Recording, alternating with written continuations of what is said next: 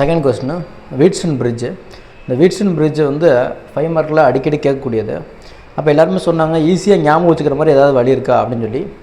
எனக்கு தெரிஞ்சு ஒரு வழி இருக்குது. அந்த வழியில் நம்ம நார்மலாக சால்வ் பண்ணுறேன். இது இந்த கொஸ்டினுக்கு ஃபைனலாக இதை எப்படி ஞாபகம் வச்சுக்கிறதுங்கிறதையும் ஷார்ட்கட்டாக சொல்கிறேன், ஃபாலோ பண்ணிக்கோங்க.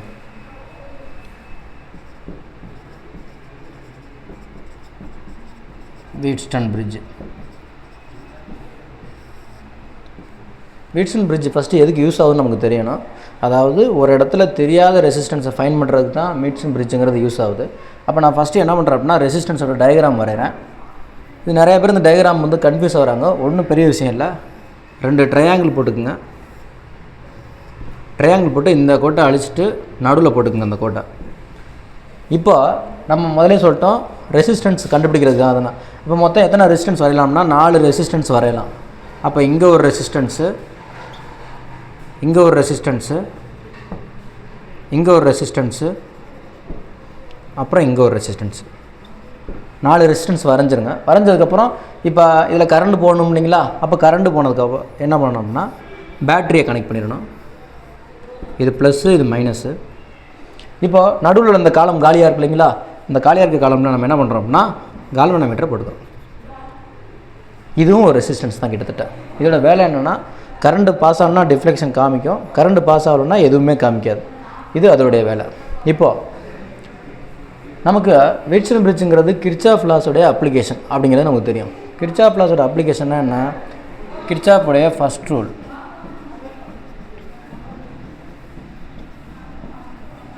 கிர்ச்சாஃபோட ஃபஸ்ட் ரூல் என்ன அப்படின்னா சம் ஆஃப் கரண்ட்டு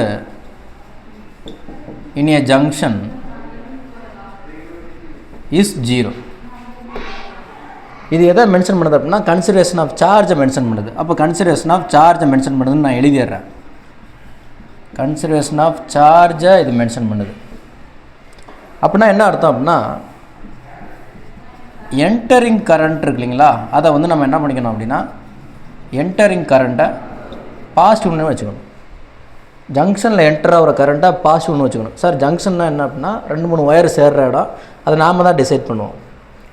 லீவிங் கரண்ட்டை நெகட்டிவ்னு வச்சுக்கணும். இதை வச்சு இந்த கொஸ்டினை சால்வ் பண்ணலாம். 1. 2வது கிர்ச்சாஃபோடைய செகண்ட் ரூல் நம்ம யூஸ் பண்ணுவோம்.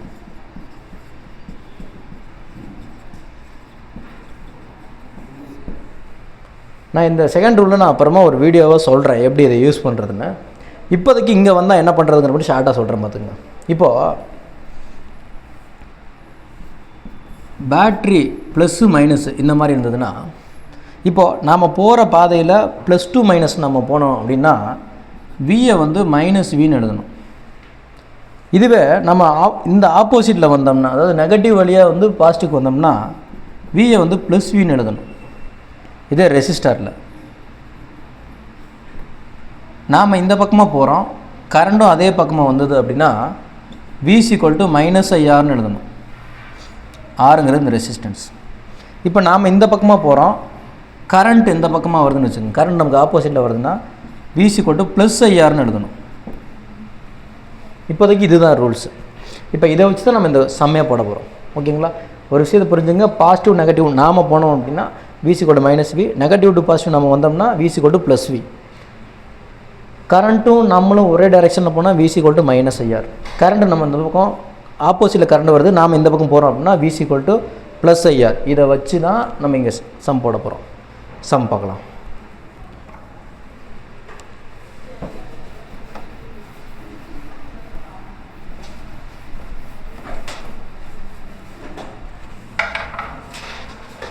இப்போது இது கரண்ட் இது வழியாக போகுதுங்க. கரண்ட் இது வழியாக போகுது, கரண்ட் இங்கே என்ட்ரு ஆகுது. அப்போ கரண்ட் என்ட்ரு ஆகும்போது கரண்ட்டு 2ஆக டிவைட் ஆகலாம். இது ஐயாக போயிருக்கும், இது I1 ஆகிருக்கும், இது I2 ஆகிருக்கும். ஓகே, இந்த I1 இங்கே போய் ரீச் ஆகிருக்கும், இந்த I2 இங்கே வந்து ரீச் ஆகிருக்கும். அப்போ இந்த இடத்துல பார்த்தீங்கன்னா கிட்டத்தட்ட 3 ஒயர் ஜாயின் ஆகுது. அதே மாதிரி இந்த இடத்துல 3 ஒயர் ஜாயின் ஆகுது. இங்கேயும் அதே மாதிரி தான். நான் இப்போ இந்த இடத்துல 2 மட்டும் ஜங்ஷனாக எடுக்கிறேன். இந்த இடத்த A அப்படின்னு சொல்கிறேன், இந்த இடத்த B அப்படின்னு சொல்கிறேன், இதை C அப்படின்னு சொல்கிறேன், இதை D அப்படின்னு சொல்கிறேன். அப்போது இங்கேருந்து கரண்ட் போகுது, இது ஒரு ஜங்ஷன், இது ஒரு ஜங்ஷன். ஓகேங்களா? சரி, I1 இங்கேருந்து போயிருக்கும், I2 இங்கேருந்து போயிருக்கும், இங்கே பிரிஞ்சிருக்கும். இங்கே பிரிஞ்சுருந்தால் எப்படி பிரிஞ்சிருக்கும் அப்படின்னா ஐஜின்னு பிரிஞ்சிருக்கும். அப்போ I1லேருந்து ஐஜி போயிடுச்சுன்னா ரிமைனிங் உள்ளது தான் இங்கே போயிருக்கும். அதை நம்ம என்ன சொல்கிறோம் அப்படின்னா I3ன்னு சொல்கிறோம். அப்போ I3 இங்கே வந்து சேர்ந்துடும், ஐஜி இங்கே வந்து சேர்ந்துடும், I2 இங்கே வந்து சேர்ந்துடும். அப்போ இங்கே ஒரு கரண்ட் போகுமா, வேறு வேறு கரண்ட் தானே. அப்போ இதை நான் என்ன சொல்கிறேன் அப்படின்னா I4ன்னு சொல்கிறேன். இதை கூட இங்கே எழுதிக்கலாம், I4ன்னு சொல்கிறேன். ஸோ கரண்ட் முடிஞ்சது. இப்போ நான் 2 ரூலையும் யூஸ் பண்ண போகிறேன். First junction rule.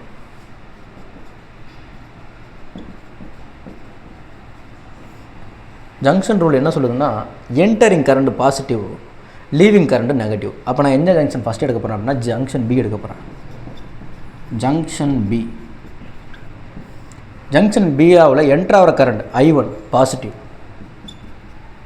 ஐஜி வெளியில் போகுது ஜங்ஷன்லேருந்து நெகட்டிவ், I3 வெளியில் போகுது -I3 ஈக்குவல் டு 0. இது ஜங்ஷன் பியில். அடுத்து ஜங்ஷன் டி, இங்கே வர்ற ஜங்ஷன் டியில்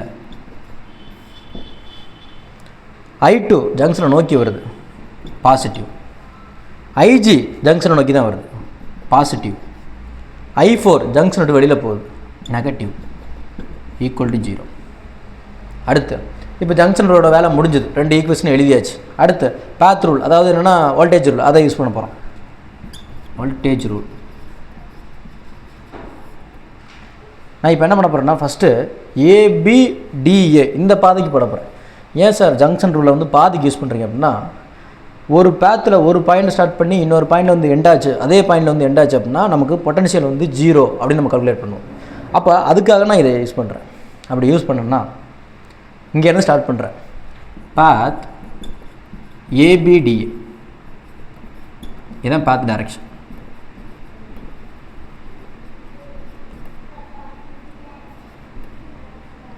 பாத் டைரக்ஷனை நான் ஃபிக்ஸ் பண்ணிட்டேன். ஃபிக்ஸ் பண்ண போகிறேன். நான் இப்படி தான் போக போகிறேன். இப்போது நான் ஃபஸ்ட்டு ஒரு ரெசிஸ்டரை கிராஸ் பண்ணுறேன். ஃபஸ்ட்டு ஒரு ரெசிஸ்டரை நானும் கரண்டும் ஒரே டைரெக்ஷனில் போகிறோம். அப்போது நானும் இங்கே இருக்கிற ரெசிஸ்டருக்குலாம் பேர் கொடுத்துடலாமா நம்ம? இது வந்து P அப்படின்னு வச்சுக்கலாம், இதை Q அப்படின்னு வச்சுக்கலாம், இதை R அப்படின்னு வச்சுக்கலாம், இதை S அப்படின்னு வச்சுக்கலாம். இது நம்ம இஷ்டம் தான், எப்படி வேணால் பேர் கொடுத்துருவோம். அப்போ நான் இங்கேருந்து போகிறேன், கரண்ட் I1 போகுது, இங்கே P அப்படிங்கிற ரெசிஸ்டன்ஸ் இருக்குது. அப்போ நான் என்ன பண்ணுறேன்னா நாங்கள் 2 ஒரே டைரெக்ஷனில் தான் போகிறோம். அப்போ -I1P. அடுத்து இங்கேருந்து வர்றோம், ஏபிடிஏ பார்த்தானே இது தானே. அப்போ கால்வனாமீட்டரும் சரி கரண்ட்டும் சரி ஒரே டைரெக்ஷனில் தான் போகிறோம், -IGG. I2R பார்த்தோன்னா நமக்கு ஆப்போசிட்டில் வருது, நாம் இப்படி போகிறோம். அப்போ I2 நமக்கு ஆப்போசிட்டு, நாம் இப்படி போகிறோம். அப்போ பாசிட்டிவ் I2R ஈக்குவல் டு 0. ஏன் ஈக்குவல் டு 0 போடுறோம் அப்படின்னா நம்ம இந்த பாயிண்ட்லாம் ஸ்டார்ட் பண்ணோம், திரும்ப அந்த பாயிண்ட்லேருந்து முடிச்சிட்டோம், ஈக்குவல் டு 0 போட்டாச்சு, முடிஞ்சது. இப்போது அடுத்த பார்த்துக்குவோம். அடுத்த பார்த்து என்னது? ABCDA. பாத் ABCDA. இப்போ இங்கேருந்து ஸ்டார்ட் பண்ணுறேன். அதே மாதிரி தான் நானும் கரண்டும் ஒரே டைரெக்ஷனில் போகிறோம், ரெசிஸ்டரை கிராஸ் பண்ணுறோம். அப்போ நமக்கு என்ன வரும்னா -I1P. இங்கே வர்றோம், நாங்களும் கரண்டும் ஒரே டைரெக்ஷனாக போகிறோம், -I3Q. இங்கே பார்க்குறோம், ஒரே டைரெக்ஷனில் தான் போகிறோம். அப்போ ஆனால் இது கரண்ட் நமக்கு ஆப்போசிட் டைரெக்ஷன் இருக்குது, நம்ம எப்படி போகிறோம், கரண்ட் நமக்கு ஆப்போசிட்டில் வருது. அப்போ +I4S. இங்கே பாருங்கள், I2 வந்து நமக்கு ஆப்போசிட்டில் இருக்குது, நம்ம இப்படி போகிறோம், ஆனால் I2 இப்படி வருது, +I2R ஈக்குவல் டு 0. ரைட்டுங்களா? இப்போ என்ன நடக்க போகுது அப்படின்னா, இப்போ நம்ம யூஸ் பண்ண போகிறது அன்னவுன் ரெசிஸ்டன்ஸை ஃபைன் பண்ண போகிறோம்.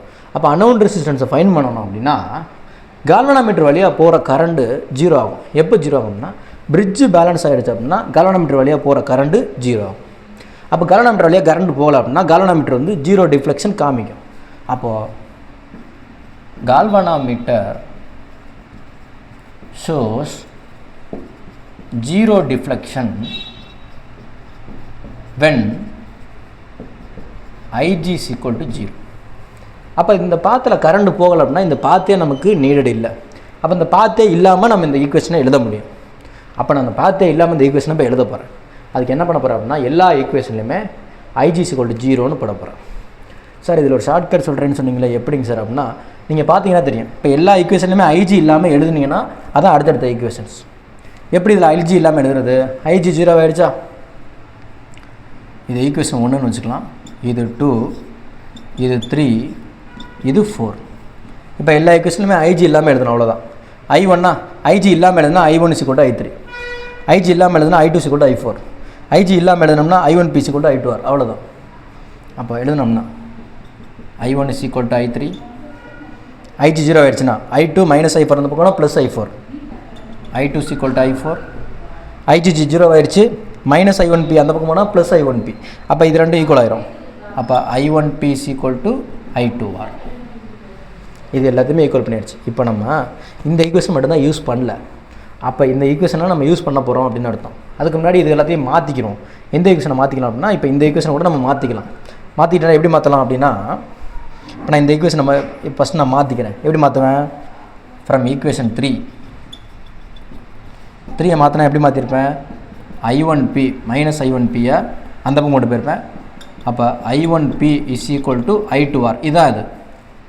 இதே மாதிரி இங்கே மாற்றினோம்னா ஃப்ரம் ஈக்குவேஷன் 4 நான் இந்த பக்கம் இந்த டயக்ராம் ரஃப் பண்ணிக்கிறேன். ஏன்னா இந்த ஈக்குவேஷன் எழுதுறதுக்கு இந்த டயக்ராம் இது போதும். இது ஈக்குவேஷன் எழுதுறதுக்கு தான் டயக்ராம் தேவை.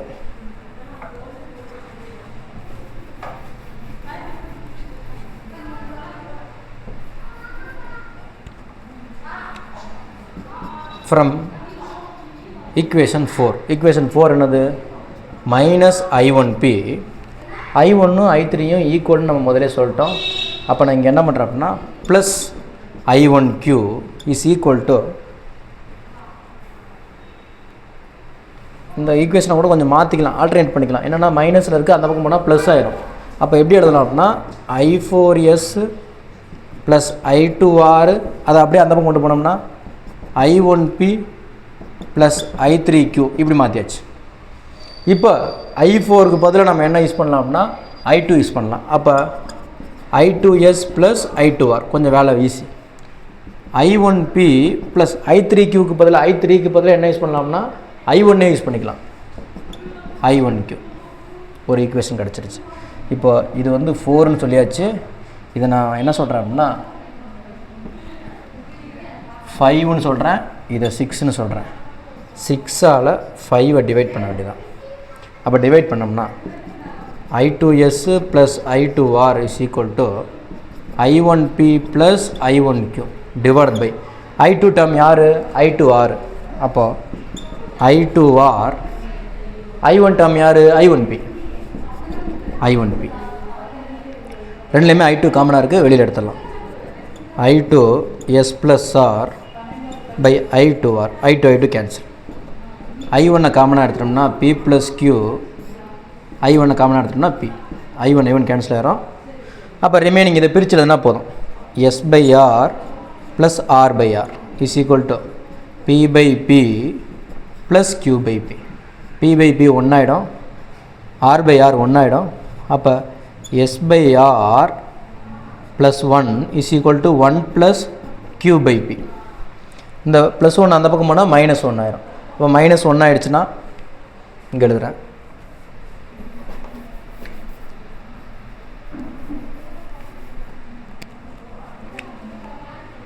S/R + 1 + Q/P. அப்போ இந்த பக்கம் வந்துச்சுன்னா S/R + 1 -1 = Q/P. இதுவும் கேன்சல் ஆயிரும். அப்போ S/R = Q/P. இதை மாற்றி எழுதணும்னா P/Q = R/S. இதுதான் என்ன அப்படின்னா bridge balance condition for Wheatstone bridge. Sir இது ஷார்ட்கட் சொல்கிறேன்னு சொன்னீங்களே, என்னங்க சார் அப்படின்னா ஒன்றும் கிடையாது. நம்ம இந்த ஃபஸ்ட்டு ஈக்குவேஷன் எல்லாம் எழுதிடுறோமா, நடுவில் எல்லாத்துலேயும் 0 போட்டு எல்லாத்துலையும் ஈக்குவல் போட்டுருங்க. ஈக்குவல் போட்டுட்டு இந்த ஈக்குவேஷன் இருக்குது பார்த்தீங்களா, இந்த ஈக்குவேஷன் என்ன படிங்கன்னா ஏதாவது 1 வச்சுக்கோங்க. I1னா I1 வச்சுக்கோங்க, I2னா I2 வச்சுக்கோங்க. போட்டு இந்த ஈக்குவேஷனெல்லாம் டிவைட் பண்ணி விட்டிங்கன்னா நமக்கு என்னது கொண்டு வந்துடலாம். அதுக்கப்புறம் P/Q = R/Sன்னு கொண்டு வந்துடலாம். ஓகேங்களா? ஃபாலோ பண்ணிக்கோங்க. தேங்க்யூ.